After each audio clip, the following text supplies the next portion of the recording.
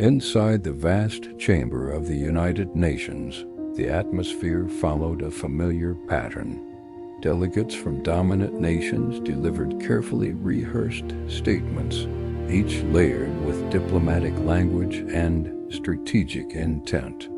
Discussions revolved around military alliances, economic leverage, and geopolitical influence, themes that often defined whose voices carried weight.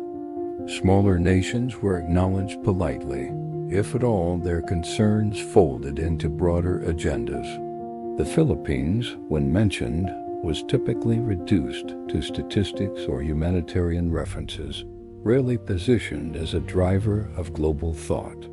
On this particular day, however, something subtle shifted. As proceedings continued, murmurs spread across the hall when the Philippines was called to speak. Few delegates adjusted their posture or lifted their eyes, assuming the moment would pass quickly. The expectation was routine diplomacy, restrained words, and minimal impact. Yet the anticipation in the room felt different, not loud or dramatic, but charged with an unfamiliar curiosity. What followed would disrupt long-standing assumptions about whose perspectives truly mattered on the global stage. When the Filipino representative stepped forward, he immediately stood apart from the uniformity surrounding him.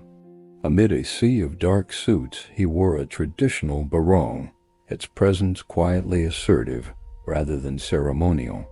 His posture conveyed composure without deference, and his expression reflected resolve shaped by lived experience rather than political theater. This visual contrast alone drew attention. The hall did not fall silent out of reverence, but out of intrigue. There was an unspoken sense that this appearance carried intention. As he arranged his notes, his movements were deliberate, measured, and unhurried. The pause before he spoke lingered just long enough to shift the room's focus.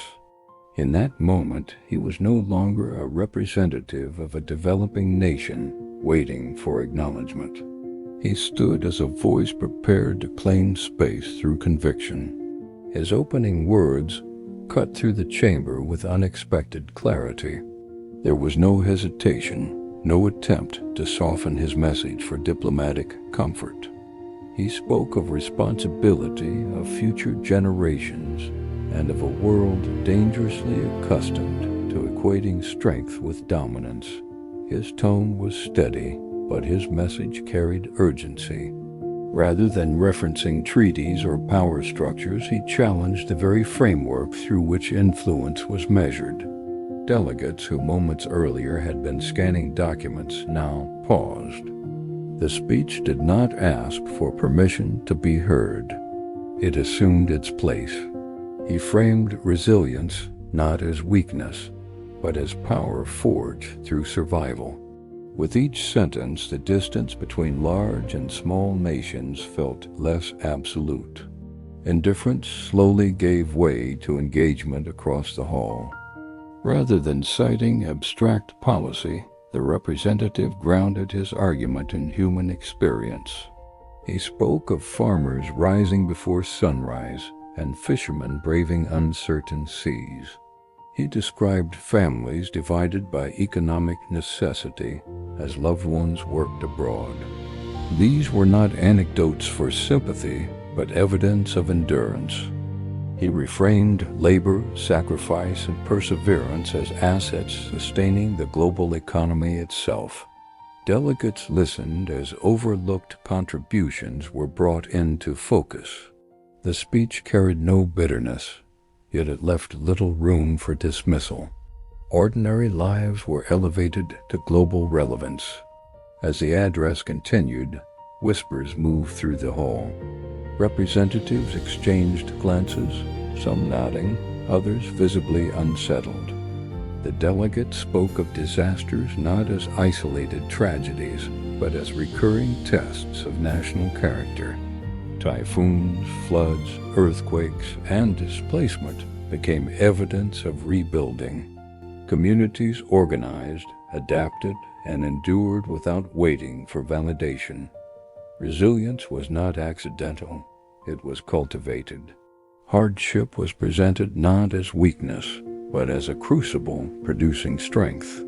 The room grew quiet with recognition. He paused deliberately, allowing silence to deepen.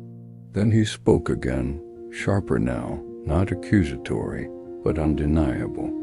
He described how smaller nations were often spoken about rather than spoken with, their experiences reduced to footnotes. This was framed not as grievance, but as missed opportunity. The Philippines did not seek dominance, but dignity. He urged reconsideration of how leadership was defined, challenging the assembly to listen differently. The representative widened his focus, connecting his nation's story to others facing marginalization. He spoke for island nations threatened by climate change and economies bearing consequences of distant decisions. The Philippines became a symbol of shared experience, not vulnerability. The hall felt unified by reflection. Power, he suggested, should be redefined through empathy and cooperation rather than hoarded. When applause began, it carried unfamiliar sincerity. Delegates who rarely reacted publicly now joined in. The representative acknowledged the response with humility, reminding the assembly that humanity should anchor diplomacy. The speech concluded without spectacle, yet its impact resonated deeply. The chamber felt altered. In the aftermath, conversations erupted throughout the hallways. Delegates discussed the address with uncharacteristic openness. Analysts noted the reframing of strength itself. The Philippines was no longer peripheral, but central. The moment transcended protocol, becoming a reference point for future discourse. What made the speech remarkable was not defiance, but restraint. There was no condemnation, only articulation of value. Authenticity commanded attention more effectively than authority.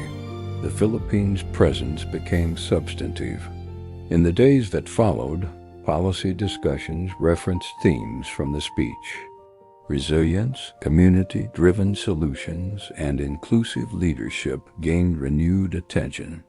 Smaller nations found confidence. Larger nations found reflection. The tone of engagement shifted. Observers noted the speech resonated because it avoided exaggeration. Strength was reframed as compatible with compassion. For many Filipinos watching, the moment carried recognition beyond pride. Daily struggles had been acknowledged on the world's most prominent stage. The address reminded the institution of its founding purpose: unity, not hierarchy. In the end, perception changed before policy. The Philippines demonstrated that influence emerges from authenticity and resolve. Once heard, those truths could not easily be dismissed.